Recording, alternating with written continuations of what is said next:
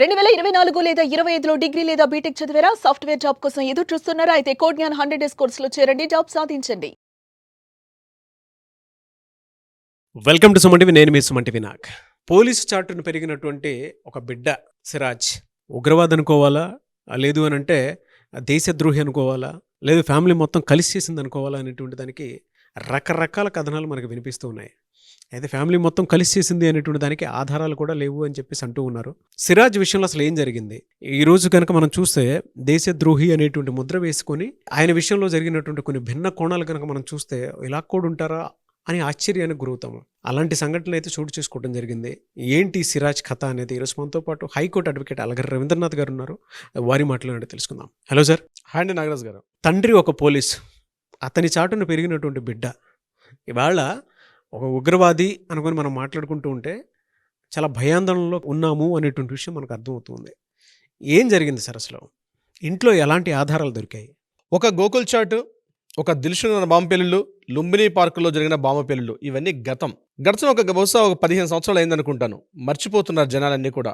అటువంటి సందర్భంలో మరలా ఒక ముష్కర మూకల దాడి మన రాష్ట్రంలో ముఖ్యంగా హైదరాబాద్ అని బేస్ చేసుకొని కొన్ని ప్రత్యేక ప్రాంతాల్లో కూడా దాడులు చేయాలి అని ఒక పథక రచన చేసి ఆ పథకానికి అనుగుణంగా ఆ యొక్క యాక్టివిటీస్ అన్నీ కూడా స్టార్ట్ చేయబోతే నేషనల్ ఇన్వెస్టిగేషన్ ఏజెన్సీ వారు ఏదైతే ఉన్నారో దాన్ని అద్భుతంగా దాన్ని ఛిద్రం చేశారని చెప్పుకోవచ్చు, దాన్ని భిన్నం చేశారని చెప్పుకోవచ్చు. ఎందుకంటే వాళ్ళు ఎప్పుడో చెప్పారు, పెహల్గాం దాడి జరిగిన తర్వాత ముఖ్యంగా హైదరాబాద్ లాంటి ప్రాంతాల్లో భయంకరమైనటువంటి ఉగ్రదాడులు జరిగే అవకాశం ఉంది, కొన్ని ప్రత్యేక ప్రదేశాల్లో బాంబు పెళ్లి జరిగే ప్రదేశాలు కూడా ఉన్నాయని చెప్పి ఆల్రెడీ ఇన్వెస్టిగేషన్ ఒక ఎంక్వైరీస్ చెప్తూ ఉన్నారు ఇంటెలిజెన్స్ డిపార్ట్మెంట్ వాళ్ళు కూడా. పెహల్గాం దాడికి ముందు కూడా కొన్ని విషయాలు చెప్పడం జరిగింది, కానీ అనుకోని పరిస్థితులు జరిగిపోయినటువంటి దారుణం అది. కానీ ఇటువంటివి మరలా మన భారతదేశంలో జరగకూడదని చెప్పి ఎన్ఐఏ చాలా కూలంకుషంగా ఎంక్వైరీ చేస్తున్న సమయంలో, ఇంటెలిజెన్స్ డిపార్ట్మెంటు ఎన్ఐఏ వాళ్ళిద్దరు సమైక్యంగా చేస్తున్న సమయంలో వాళ్ళకే కాస్త అంటే భయం కొలిపే కొన్ని సంఘటనలు ఏంటంటే మన రాష్ట్రంలో హైదరాబాద్లోను, అదేవిధంగా ఆంధ్రప్రదేశ్లోని విజయనగరం జిల్లాలో ఉన్నటువంటి దీని మీద కొన్ని ఉగ్రవాద తీవ్రవాదుల కొన్ని కదలికలు గమనించి ఇమీడియట్గా అలర్ట్ చేశారు లోకల్లో ఉన్నటువంటి కొన్ని పోలీసులకు సంబంధించి. కౌంటర్ ఇంటెలిజెన్స్ పోలీస్ డిపార్ట్మెంట్ యంత్రాంగం విజయనగరంలో ఏర్పాటు చేసినటువంటి కౌంటర్ ఇంటెలిజెన్స్ డిపార్ట్మెంట్ పోలీసు వారు అక్కడ విజయనగరంలో ఉన్నటువంటి కొంతమంది వ్యక్తుల కదలికలను బాగా పరిశీలించి వలపన్ని మొన్న మే 16వ తారీఖు నాడు రాజానగర్ ప్రదేశంలో, విజయనగరంలో నుండి రాజానగర్ ప్రాంతంలో ఒక వ్యక్తి అక్కడ నుంచి ఏంటంటే తన యొక్క బైక్ మీద, ఒక రెడ్ కలర్ గ్లామర్ బైక్ మీద ఆయన రాజానగరం ఏరియా పోతున్నాడు. ఆ ప్రదేశం కూడా ఎలా ఉంటుందంటే కంప్లీట్గా టౌన్కి చాలా దూరంగా నిర్మానుష్యంగా ఒక కొండల నడుమ కొన్ని అక్కడ కనిపించి ఇళ్ల తప్పించి పెద్దగా జనసంచారం లేనటువంటి సిటీకి దూరంగా విసిరేస్తున్న ప్రదేశంలో ఒక చిన్న రెంట్ హౌస్ తీసుకొని ఆ ప్రదేశంలో ఒక వ్యక్తి ఉంటూ ఆ రోజు మధ్యాహ్నం 1:30 ఆ టైంలో ఏం చేశాడంటే అతను రెడ్ కలర్ బైక్ మీద కొన్ని రకాల పేలుడు పదార్థాలు కలిగి, అంటే అల్యూమినియం నైట్రేట్, పొటాషియం నైట్రేట్, అదేవిధంగా సల్ఫరు, ఇట్లాంటి కొన్ని అంటే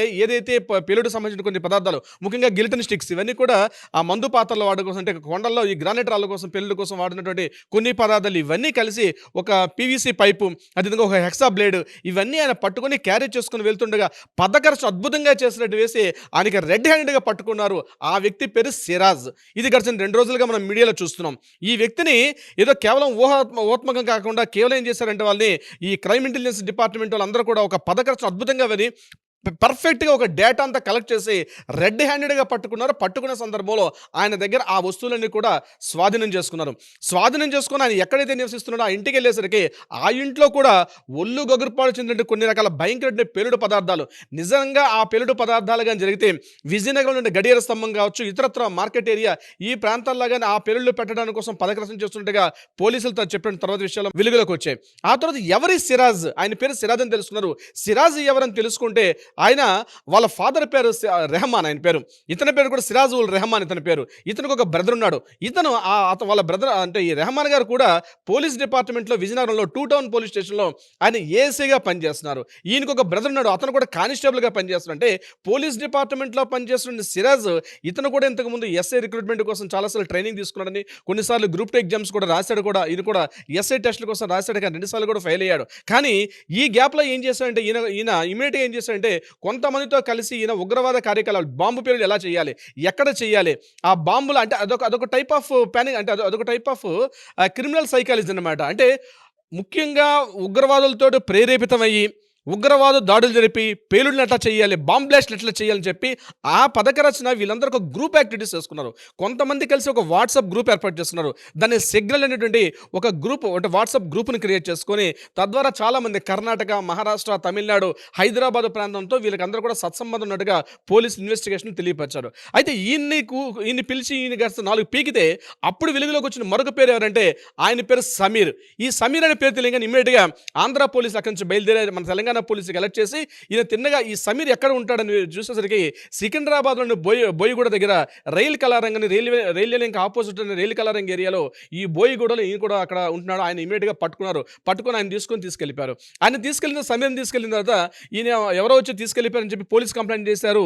ఈ సమీర్ యొక్క మదర్, వాళ్ళ సిస్టర్ కూడా, వీళ్ళ ఫాదర్ చనిపోయాడు. అప్పుడు సమీర్ని పిలిచి ఇంటరాగేషన్ చేసినప్పుడు నిజంగా భయం కలిగినటువంటి కొన్ని విషయాలు, విస్తుగొలిపే విషయాలు బయటపడ్డాయి. పెహల్గాం దాడి తర్వాత పెహల్గాంకు మించినటువంటి దాడిని ఏర్పాటు చేయాలని చెప్పి వీళ్ళందరూ పథకరచన చేసుకున్నారు. ముఖ్యంగా హైదరాబాద్లో జనరద్దీ బాగా ఉన్నటువంటి ప్రదేశాల్లో ఈ బాంబు విస్ఫోటనాలు చేయాలంటే, బాంబ్ బ్లాస్ట్లు చేయాలని చెప్పి వీళ్ళందరూ కూడా పథకరచన చేసుకున్నారు. ఒక ప్లానింగ్ వేసుకున్నారు. ఆ ప్లానింగ్ ప్రకారం వీళ్ళందరూ కూడా ఒక గ్రూప్ ఆఫ్ యాక్టివిటీ చేసుకుని దీనికి ట్రయల్ వెర్షన్స్గా విజయనగరంలో కొన్ని బ్లాస్ట్లు చేయాలని, హైదరాబాద్లో కొన్ని ప్రాంతాల్లో బాంబ్ బ్లాస్ట్లు చేయాలని చెప్పి వీళ్ళు ఒక ప్రీ ప్లాన్ చేసుకున్నారు. అయితే దీనికి అమౌంట్ ఎక్కడి నుంచి వచ్చింది అని చూసినప్పటికల్లా ఈయనకి 2015లో DCCB బ్యాంక్ విజయనగరంలో ఈయన ఒక బ్యాంక్ అకౌంట్ ఓపెన్ చేశారు. అందులో చూసేసరికి సేవింగ్స్ బ్యాంక్ అకౌంట్లో కొన్ని లక్షల రూపాయలు అందులో ఉన్నాయి. ఈ ఫండ్ అంతా ఎక్కడి నుంచి వచ్చిందంటే సౌదీ అరేబియా, రియాద్, ఒమన్ ఈ ప్రాంతాల నుంచి ఫండింగ్ దీనికి చేయడం జరిగింది. దీని వెనకాల ఎవరుండాలని చూసేసరికల్లా ISIS టెర్రరిస్టులు ఒక గ్రూప్ యాక్టివిటీ పనిచేస్తున్నారని చెప్పి వీళ్ళందరూ కూడా స్లీపర్ సెల్స్ అంటారండి. వీళ్ళు ఎప్పుడో వచ్చేసారు, వీళ్ళందరూ కూడా ఇక్కడ పనిచేస్తుంటారు. వీళ్ళకి స్లీపర్ సెల్స్గా పనిచేస్తారు. ఎప్పుడైనా పాకిస్తాన్ మీద కానీ లేదా ISIS టెర్రరిస్టుల మీద కానీ, ముఖ్యంగా జైషే మహమ్మద్, లష్కర్ ఈ తోయిబా లాంటి ఉగ్రవాద సంస్థల మీద వాళ్ళని పట్టుకునేటప్పుడు ఇమ్మీడియట్గా స్లీపర్ సెల్స్ యాక్టివేట్ అయిపోయి అంతర్గతంగా ఉన్నటువంటి ఎక్కడైతే కొన్ని ప్రదేశాల్లో బాంబ్ బ్లాస్టులు చేసి ప్రజలను అల్లకల్లోలం చేసి భయాందోళన గురి చేసి ఒక అశాంత వాతావరణాన్ని ఏర్పాటు చేయడానికి వీళ్ళందరూ కూడా ప్రయత్నం చేస్తారు. అంటే ఎప్పుడైతే వార్ జరుగుతుంటుందో ఇమ్మీడియట్గా ఇంటర్నల్ ఎటువైపు కాన్సన్ట్రేషన్ చేయాలి అర్థం కాక పోలీసులకి, ఇంటెలిజెన్స్ డిపార్ట్మెంట్ వారికి, అదేవిధంగా మిలిటరీ డిపార్ట్మెంట్కి కన్ఫ్యూజ్ చేసే విధంగా వీళ్ళు ఒక పథకాన్ని చేస్తారు. అంటే ఉగ్రవాదులు చేయాలంటే వాళ్ళు పూర్తిగా ఒక టెర్రరిజం భావజాలానికి పూర్తిగా ఎడిక్ట్ అయిపోయినారు. ఈ టెర్రరిజం భావజాలానికి జైషే మహమ్మద్, ISIS, ముఖ్యంగా ఈ లష్కర్ ఈ తోయిబా లాంటి కొంతమంది సంస్థలు వీళ్ళందరినీ కూడా ఎంచుకుంటారు. ఇతను బీటెక్ చేశాడు కొత్త వలస అని చెప్పి విజయనగరం దగ్గర నుండి ఒక కొత్త వలసలో బీటెక్ చేశాడు. దాని తర్వాత వేరే సంస్థలో కూడా ఒక స్పిన్నింగ్ మిల్లో ఈయన జాబ్ చేస్తున్నాడు. సో ఈయన వాట్సాప్ గ్రూప్ని తీసుకున్నాక ఇంకా ఎవరితో సంబంధాలు ఉన్నాయి, ఎవరితో లింక్స్ ఉన్నాయి, ఇంకా ఈ పథక రచనలో ఇంకా ఏ పార్ట్స్ ఉన్నాయని చెప్పి మే 16 తారీఖున ఆయన అరెస్ట్ చేశారు. విశాఖపట్నంలో ఉన్నటువంటి సెంట్రల్ జైలుని రిమాండ్లో తీసుకున్నారు. అక్కడి నుంచి నేను విజయనగరం జైలు కూడా పంపించినట్టుగా మనకు తెలుస్తుంది. రిమాండ్ రిపోర్ట్లో కూడా చాలా భయంకరంగా విస్తుగొలిపే విషయాలు ఒక్కొక్కటి చదువుతుంటే కూడా రిమాండ్ రిపోర్ట్ చూస్తుంటే ఎంత దారుణంగా ఉంటారు. మనం పొద్దున్న లేచి మనం తెలియకుండా మన ఆఫీసులకు పోతుంటాం, మన జాబ్స్కి పోతాం, మన వ్యాపార లావాదేవీలు మనం చూసుకుంటాం. కానీ మన పక్కనే, మన ఇంటి పక్కనే, మన మేడపైనే, లేకపోతే మన కాలనీలోనో మన వాడలోనో మనతో పాటు కలిసి మన సిగ్నల్ లైట్ ఆగితే సిగ్నల్ లైట్లో మన పక్కన ఏ బాంబు ఉన్నటువంటి, ఏ మతోన్మాదు ఉన్నాడో, ఏ ఉగ్రవాదు ఉన్నాడో తెలియనటువంటి ఒక దైనందిన స్థితిలో ఉన్నాం ఈరోజు. నిజంగా మన వ్యవస్థలు ఏవైతే ఉన్నాయో, ఇంటెలిజెన్స్ డిపార్ట్మెంట్స్ కావచ్చు, లేకపోతే ప్రభుత్వ యంత్రాంగాలు కావచ్చు, police department, crime branch, military departments, ముఖ్యంగా NIA వారు చేస్తున్నటువంటి ఆ ఇంటెలిజెన్స్ డిపార్ట్మెంట్స్, ముఖ్యంగా ఈ సోషల్ మీడియా వచ్చిన తర్వాత సోషల్ మీడియా వేదిక ఒక గ్రూప్ యాక్టివిటీస్ చేసుకొని ఆ గ్రూప్ యాక్టివిటీస్లో ఎక్కడెక్కడ వీళ్ళు మాట్లాడుకుంటారు, ఏం మాట్లాడుకుంటున్నారు, ఒక రిపోర్ట్స్ అన్న NIA వాళ్ళు చేసిన సేకరించిన నిజంగా NIA వాళ్ళు ఈ రోజు కానీ దాన్ని అలర్ట్ చేయకపోతే ఈ రోజు బహుశా మనం మాట్లాడుకునే పరిస్థితి కొన్ని వేల మంది ప్రాణాలు ఇదే మన హైదరాబాద్లో కొన్ని వేల మంది ప్రాణాలు బహుశా పోయేవా. మరొక గోకుల్ చాటు, మరొక దిల్సుఖ్ నగర్, మరొక లుంబిని పార్క్ లాంటి సంఘటనలు బహుశా ఈ రోజు హైదరాబాద్ జరిగేవి.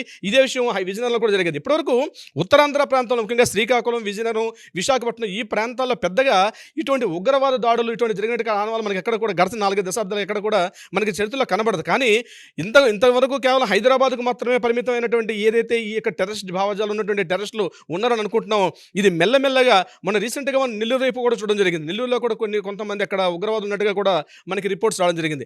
అలాంటి దీంట్లో సమీర్ అనేటువంటి ఒక పేరు, ముఖ్యంగా విజయనగర వాస్తవ్యుడు, కొత్త వలస చదువుకున్న ఒక వ్యక్తి ఇటువంటి భావజాలానికి ప్రేరేపితుడంటే నిజంగా దీని మీద ఇంటెలిజెన్స్ వర్గాలు అలర్ట్గా లేకపోతే ఈరోజు పరిస్థితులు దారుణంగా ఉండేది. ఈరోజు పట్టుకున్నారు, రిమాండ్ తీసుకున్నారు, పోలీస్ కస్టడీ కూడా ఇవ్వమని చెప్పి చెప్పడం జరిగింది. ఇక ఆయనకి సుమారుగా ఈ పోలీసు రిమాండర్ ఇంకొక 5 డేస్ ఉంటాడేమో. ఈ 5 డేస్ కూడా ఇంటరాగేషన్ చేసేటప్పుడు మరికొన్ని విషయాలు వెలుగులోకి వచ్చే అవకాశం కూడా ఉంటుంది నాగరాజు గారు. ఏదేమైనప్పటికీ కూడా ఒక పోలీస్ కుటుంబం, వాళ్ళ ఫాదర్ ఏసీగా పనిచేస్తున్నారు, బ్రదర్ కానిస్టేబుల్గా పనిచేస్తున్నారు, ఇతను కూడా పోలీస్ డిపార్ట్మెంట్కి ట్రై చేసి ఇతను డ్రాప్ అయిన ఈ పర్సన్ ఇటువంటి భావజాలానికి ప్రేరేపితం ఉన్నదంటేనే అసలు వింటేనే భయం కలుగుతుంది. ఈరోజు విజయనగరం పరిస్థితి ఎలా ఉందంటే ప్రతి ఒక్కరు కూడా ఇదే చర్చించుకుంటున్నారు. విజయనగరంలో ప్రతి మారుమూల ప్రాంతం అంటే ఎలా పోలీసులు మొత్తం కూడా కొన్ని వందల మంది పోలీసులు విజయనగరం టౌన్ మొత్తం కూడా వ్యాపించున్నారు. ఎందుకంటే అతడు ఉన్నటువంటి హౌస్లో పేలుడు పదార్థాలు లభ్యం కావడం, ముఖ్యంగా కొన్ని వస్తువులు, పేలుడు వస్తువులన్నీ కూడా కొన్ని ప్రదేశాల్లో విజయనగరం అలాగే విశాఖపట్నం కొన్ని ప్రదేశాల్లో ఇవన్నీ కూడా కలెక్ట్ చేసుకునే పేలుడు పదార్థాలు అవన్నీ దగ్గర తీర్చి అవన్నీ ఆ రాజానగర్ ప్రాంతంలో కానీ బాంబ్లేట్స్కి వీరందరూ కూడా ఒక పథకం చేశారంటే ఒక టెస్టింగ్ చేద్దామని చెప్పి. నిజంగా ఆ టెస్టింగ్ మనుషులు ఉన్న ప్రదేశాల్లో కానీ ఆ టెస్టింగ్లు చేస్తే బహుశా ఎన్ని వేల మంది ప్రాణాల్లో పోయావు నాగరాజు గారు. వింటుంటేనే, అసలు చూస్తుంటేనే, ఆలోచిస్తుంటేనే భయంకరంగా ఉంది పరిస్థితి నాగరాజు గారు. ఇలాంటివి జరగకూడదు.